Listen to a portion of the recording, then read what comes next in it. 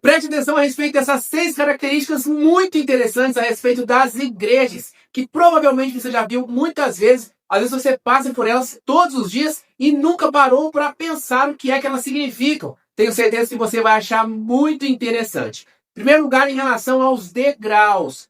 Toda igreja construída da forma liturgicamente correta tem que ter no mínimo um degrau. Por mais que o terreno seja plano, ela tem que ter um degrau, porque isso significa a sua subida. Você saiu aqui de baixo e está caminhando para cima, caminhando para o céu. A igreja não é como o mundo, a igreja não é como um lugar qualquer. Ela é um lugar diferenciado, um lugar abençoado. Por isso mesmo, quando você chega para a Santa Missa, você caminha por aqueles degraus, subindo em direção ao céu. Você deixa para trás as vãs preocupações, as coisas desse mundo, para se encontrar com Deus. Por isso os degraus. Às vezes a igreja tem vários degraus para você fazer essa caminhada. E se na sua cidade não tem degraus a sua igreja, é provavelmente porque ela é uma igreja muito mais moderna. O modernismo está aí, infelizmente, desfigurando muitas igrejas. Nós vemos aí pelos próprios vitrais. Tem vitrais que nós encontramos pelas igrejas, né, modernistas, uma coisa totalmente desfigurada. Mas a igreja construída de forma liturgicamente correta tem que ter no mínimo um degrau para você subir. A outra coisa em relação às torres das igrejas. Toda igreja tem que ter uma torre, porque a torre da igreja é o dedo de Deus que aponta para o céu. Olha só mais ou menos como que é o formato de uma torre. É ou não é? Tem ali a construção da igreja e a torre aponta para o céu, para você lembrar sempre. Toda vez que você olha para uma igreja, você tem que se lembrar disso. O seu lugar não é aqui.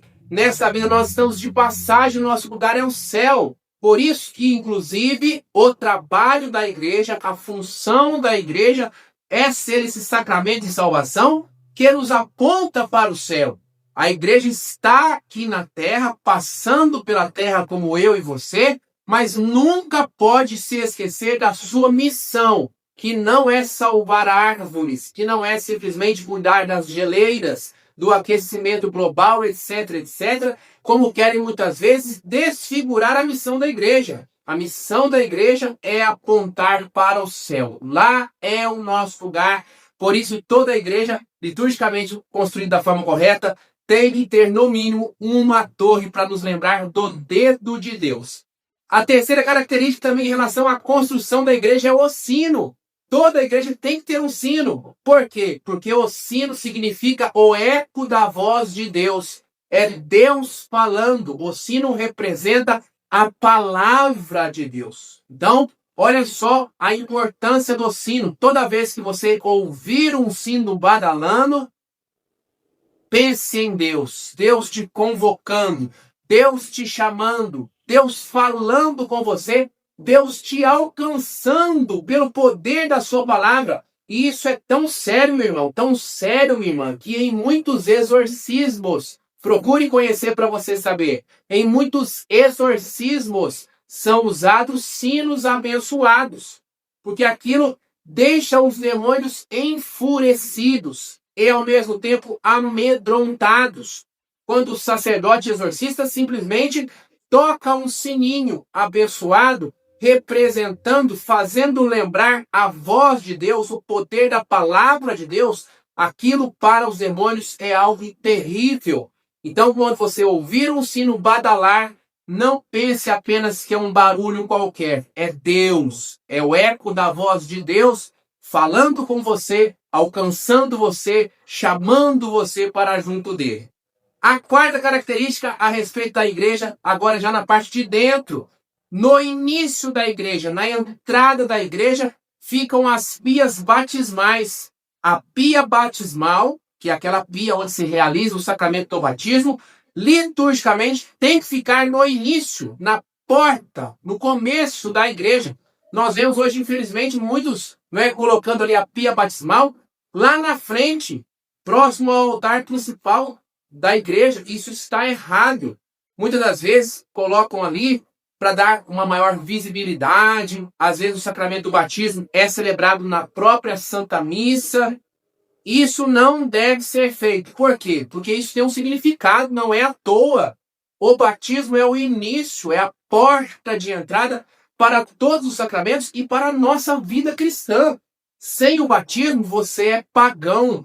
É pelo batismo que você se torna cristão, que você é inserido, enxertado em nosso Senhor Jesus Cristo e passa a pertencer a Ele, pertencer à igreja. Você é incorporado à igreja pelo sacramento do batismo. Por isso que a pia batismal fica lá na entrada, que é o começo, é a entrada da sua vivência cristã.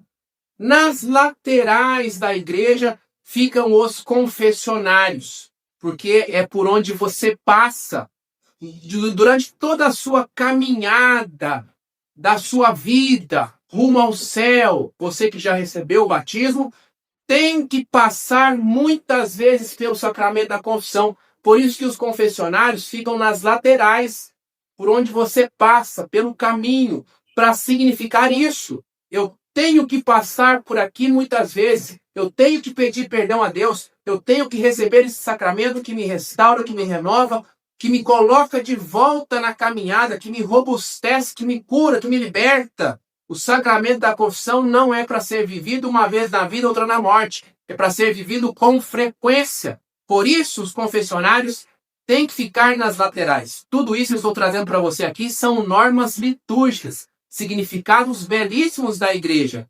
E o último, sexto significado desta reflexão maravilhosa que Deus nos traz é sobre o altar principal. Você começou lá no batismo, na porta de entrada, no começo da igreja, passou pelas laterais dos confessionários e o altar principal, onde é celebrado o sacrifício da missa, fica lá na frente, no centro e lá na frente, porque primeiro você tem que ser batizado, depois você tem que se confessar, e lá na frente, no centro, fica a Eucaristia, porque a Eucaristia é o centro da igreja, a Eucaristia é o centro da nossa vida. A Eucaristia é o principal, por isso aquele lugar de destaque lá na frente, lá no centro. Depois que você passou pelo batismo, depois que você passou pelo confessionário, aí você caminhando, tá vendo aí?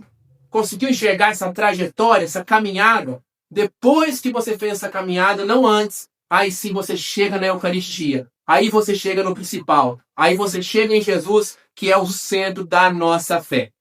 Gostou de conhecer sobre essas 6 características da igreja? Que eu acho muito interessante, dá um significado todo diferente. Quando você se deparar com essas coisas, quando você passar pelas igrejas, quando você ouvir o sino tocar, lá de longe, olhando uma torre, subindo os degraus, lembre-se disso. Não são apenas coisas irrelevantes, irrisórias. São algo sagrado que Deus coloca à nossa disposição para nos ajudar nessa caminhada, para nos aproximar dele. Conta aqui para mim nos comentários agora. Você já conhecia essas 3 características, sim ou não? Qual delas, ou quais delas, você mais gostou de aprender? Conta para mim aqui nos comentários, por favor. E, por favor, deixe seu like, o seu joinha e compartilhe este vídeo. Tenho certeza que muitas pessoas vão gostar de receber este vídeo e para isso eu conto com você. Muito obrigado, beijão e até a próxima. Fique com Deus.